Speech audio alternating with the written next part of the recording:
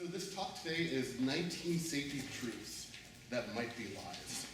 So hopefully you won't all get too angry at me after this presentation. This is a slide we could skip. Welcome.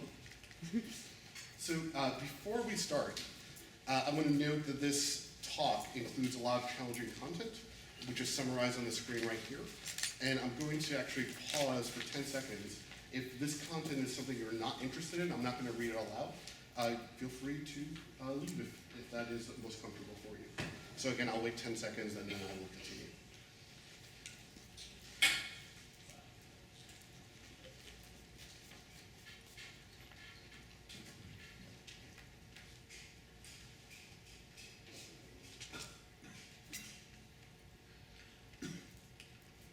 Excellent.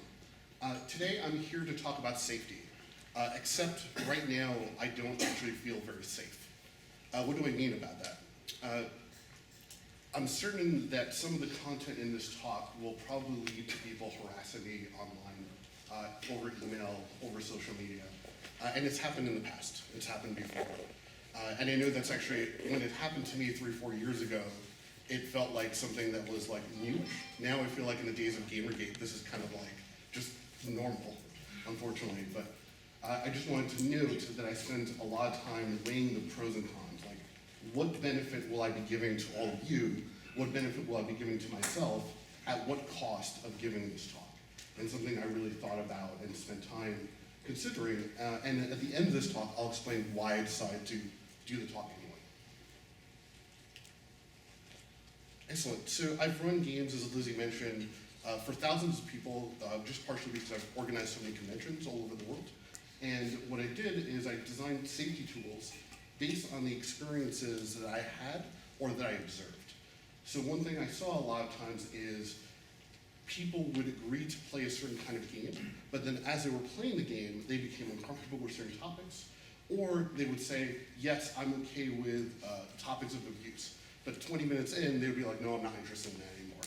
Or because they said they were okay with something, they would remain silent about it and just suffer through it. So just things as that example. So one of the tools I've designed is the X card, which is a ritual talk you give at the start of a game to explain that safety comes first, that people playing together are more important than the game itself. And if anyone feels uncomfortable over anything, for any reason, just lift a card up with an X on it, and we promise to edit out that content, no questions asked. This simple card with an X on it is a reason that I was harassed viciously for about a year, and it brought me into direct conflict with 3 different groups of people. Group 1, gamers and game designers. So I had many game designers write to me saying, safety is not a problem in my game, and the tools you're designing are hacking my game. You're drifting my intent. This is not what I want out of the experience that I'm creating. There are times where I do want to make people feel uncomfortable. And then I'd have conversations with them where I was saying, did you let them know that before they started playing? Did they consent to that? And they're like, well, if they consent to it, then it's going to be less powerful. And I'm like, well, you're deciding that, not them, right? So had a lot of arguments and conflicts with game designers.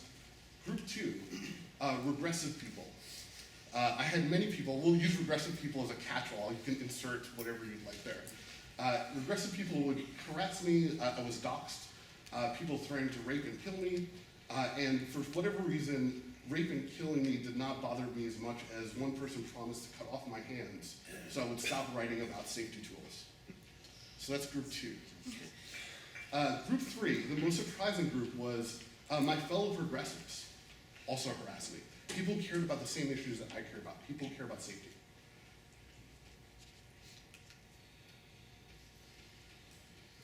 So why did progressive people harass me as well over safety tools like the X card?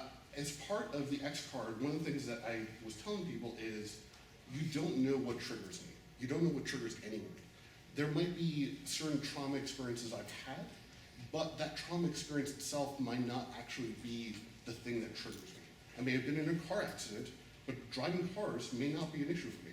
Maybe it's driving on a certain winter day with snow outside on a December month, right? You don't know. So this idea of trigger warnings where I list everything that possibly could trigger you, comes with the assumption that I know what triggers you.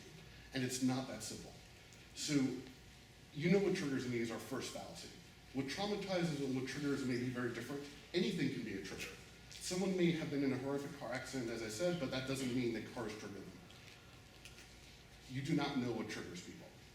So I moved away from triggers to the idea of content warnings. But with content warnings, I was told that I was causing problems because I was deviating away from the approved language of social justice at the time. And I say that as someone who is an activist and I believe in social justice. Right? That's not a diss on social justice people. But I was told that there's an approved, agreed way to do this, and even though my lived experiences conflicted with their approved lexicon, I was a problem.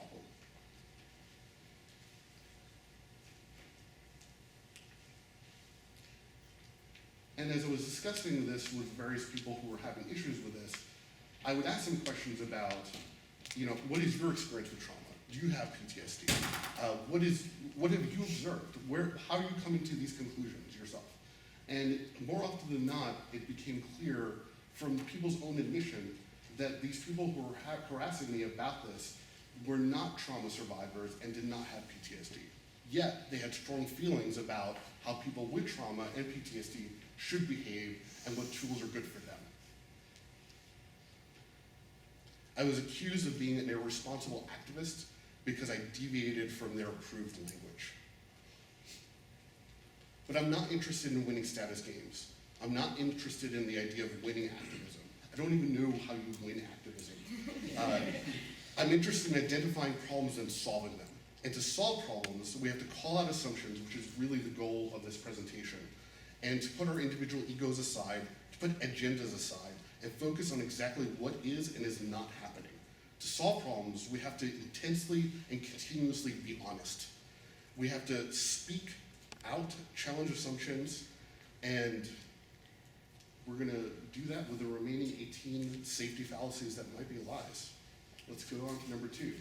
Safe spaces are safe. Safe for who? Are they safe for racist, sexist, and transphobic bigots? Is that what you consider your safe space safe for? How safe is safe? Can you guarantee safety?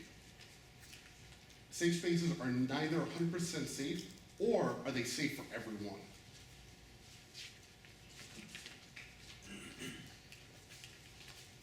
Number 3, inclusive spaces are progressive. I often hear this idea that we're inclusive, right? As if it's synonymous with we are progressive towards people who are marginalized. But who are we inclusive for? Do we welcome both an abuser and the person they abused? Not taking a side is not being neutral. Not taking a side is supporting the status quo. And often, and unfortunately, not taking a side is supporting abusers. Inclusive does not mean progressive or safe. Number 4, just don't be a dick. This assumes common sense is both common and universal, right? And here, as an example, actually this convention is a perfect example. We have people from all over the world, from all different cultures. I myself am an immigrant to the US, dual citizen in Greece and in America. And my family who are all over the world, they have different interpretations over the same words. We say one thing, but we all mean different things. It's important to be very clear. So saying just don't be a dick is not actually very useful or informative. It also assumes that only bad people do bad things. A lot of people who are acting problematically for other people may not be aware of it, or they might think it's okay and not realize the impact of what they're doing. So simply telling someone, just don't be a dick, allows them to say, I don't think I'm being a dick, so I guess I'm okay. It also assumes that people are aware of the harm they're causing, and it's also body shaming. There's nothing wrong with dicks. So,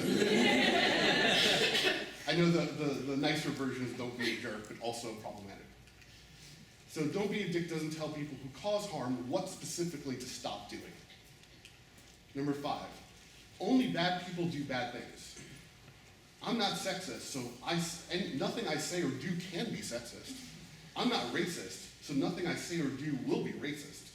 I'm marginalized, so I can't possibly marginalize others.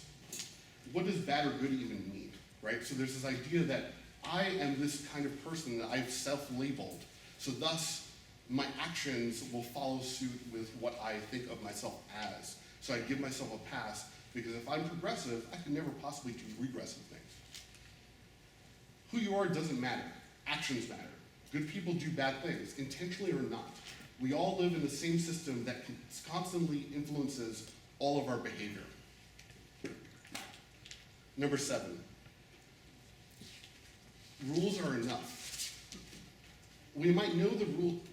There's an assumption that because we know a rule exists, that we know how to use it, that we understand it, that we'll remember it, that we'll use it well, use it skillfully, or that rule applies to every situation and there are not edge cases or situations that are more complicated or nuanced that might need direct intervention.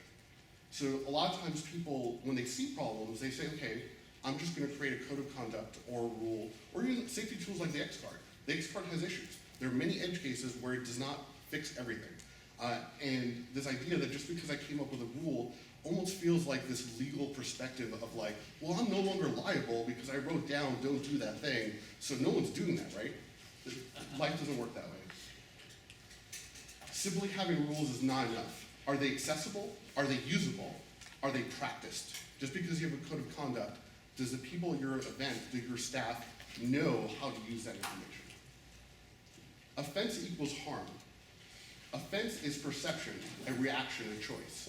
Offense is annoyance, indignation, exasperation, displeasure, and disgruntlement. Harm is injury, wounds, maltreatment, abuse. Harm is physical and mental, intentional and unintentional.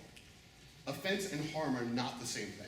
And in fact, when we label things offensive and treat them like harm, people take us less seriously and are not clear with what exactly the problem is or what to do about it.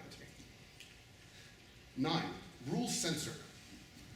We do not have the power to censor. We are not official governments or monopolies. Even with a flexible definition of censor, we can't actually censor you. Our games and events are not critical to your survival. You have other avenues to express yourself. We are not censoring you. Rules are not censorship. You are not entitled to our time and space. And in fact, if Sarah wanted to right now, she could kick me out this moment, and that would be okay. I might not like it, but it's within your right to do so at any moment for any reason. Lists will make you progressive. Many well-intentioned publishers repeatedly ask at various gaming for other panels and the equivalent diversity panels for to-do and not-to-do lists. There is no list of boxes to check that will protect you from making all mistakes. Being progressive is something that's ongoing, that you learn. The idea is to make mistakes and to listen and to use that information to move forward and to constantly change. It's not static, it's constantly changing. Being progressive means making mistakes, learning from mistakes, and growing. 11, if I didn't see it, it didn't happen. False. Silence is confirmation that everything is okay. Some people, I see this unfortunately with convention organizers a lot. Well, I didn't hear about it. It couldn't have possibly happened. If there's no police report, there was no crime, right? Just because you had an awesome time doesn't mean people aren't being harmed. 12, activists can't be abusers. False. But so-and-so is nice to me. They can't be an abuser. I personally met activists who later turned out to be rapists. And let me tell you, some of them could quote consent rules better than anyone else I knew. And it didn't change the fact that they were terrible people doing terrible things. Anyone can be an abuser. What you call yourself might matter. What you do matters more. 13, inconsistent stories are lies. People often don't believe trauma survivors because they may behave in ways that are confusing, inconsistent, or don't conform to how you expect them to behave. We just survived trauma, which can include memory problems. There's no specific way we should behave. Not behaving the way you think we should does not mean we are lying. 14, probability is proof. Just because probability says the accused likely did it does not mean they did. Even if I take action, I still believe people are legally innocent until proven guilty. I won't say they 100% did anything for certain if I don't actually know. I might still take action, like if someone allegedly sexually assaulted someone, I might isolate or remove that person from my event, but I am not at the same time saying they in fact 100% did that. You can believe victims, take action to minimize harm, and still avoid committing defamation all at the same time. 15, consent means consent forever. A player may be comfortable with or consent to content at the start of a game, but that same player may become uncomfortable with that content later. Again, it's not about, I wrote a rule down, I'm safe, I don't have to care about this anymore. This is always ongoing, shifting, and changing. We have to listen, we have to pay attention. People may revoke consent at any time. Do not assume, check in. 16, transparency is always best. There's this call online for whatever reason all the time that, show me your books, show me your paperwork, give me transcriptions of every single thing you did at your event. Transparency could put victims in danger. Just because someone comes and reports an issue does not mean they want that as public information. Transparency may also not be legally responsible or possible, depending on what agreements you've signed with your space, with your attendees, with your event. Victim safety and your personal safety comes first. 17, safety rules are the best way to keep us safe. False, with rules, we no longer have to listen or care. False, with rules, we no longer have to talk to each other. Safety rules are only one part of the potential solution. 2 more left. 18, only people with degrees can help. It's a pet peeve of mine. False, you can't help unless you studied that topic in school. False, you can't help because you are not a professional. This is the bystander effect on steroids. Professionals can be wrong. A degree is not a guarantee, nor does a lack of one mean you cannot help. You can help people get the help they need. 19, we agree what safety means. Safety is not universal. What is safe for me may not be safe for you. Being progressive means making ongoing change. What was progressive then may no longer be progressive now. The solutions I've developed, as I mentioned, like the X card, has flaws. I hope people come to me and say, hey John, here's how you can improve this, changes, or here's how your solution is no longer relevant. That's great. It's not about me. It's about solving the problem. And in closing, why did I agree to this talk knowing we're likely to be in harm's way again? So at my favorite convention, Dreamation, and I'm not just saying that because Avanel is right there. Last Dreamation, I had someone run up to me and they said, John, I want you to know that someone just used the X card in a game and it was almost disastrous. And I was like, what happened? I mean, and they described how it was the first time someone played a game at a convention, and it was the first time they were using a safety tool. And they used the X card for content that they had stated before the game triggers them.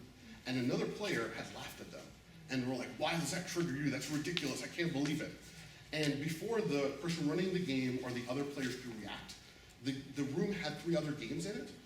Everyone from the other table stood up and said, that's not how that works. You can't do that. People matter more than your game. Stop it. And they did. Thank you.